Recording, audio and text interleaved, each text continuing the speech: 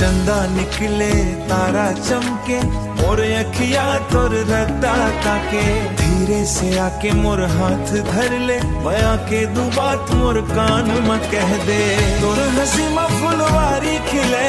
तोर बोली सुन के मनवा मिले तै संग रही बेटा जिंदगी सजही तोर माया माँ मोर दुनिया बसही। आजा राजा जी आजा न पास तोर संग बीते मोर हर एक सांस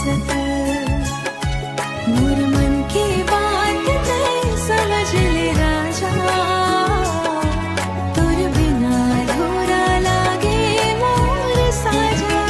लाल चुनरिया ओढ़ के बैठे तोर बर सज के आज महंगे बन पायल बाजी छन छन छन तोर नावल धड़के मोर मन ते कहीं फंस जाऊं कर खो तला मैं कहीं खो जा जान दे हूँ तला जन्म जन्म के रही वो संगी तोर संग कटे ही जिंदगी रंगी। हाय रे राजा तोर माया भारी ते हंस दे बेटा खिल जाही क्यारी धीरे धीरे नजरी मिलाए मोर दिल चुप के चुरा ले जा।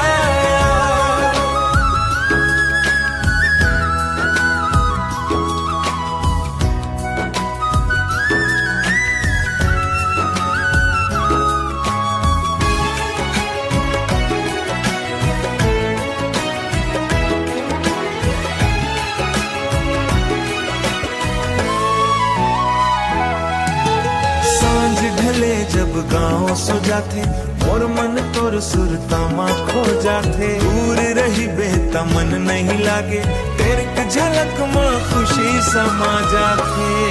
मोर राजा जी निंदिया नहीं आवे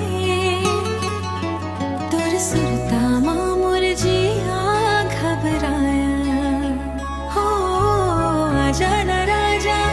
लगे मोला तोर माया तोर संग सजाबो अपन जिंदगी।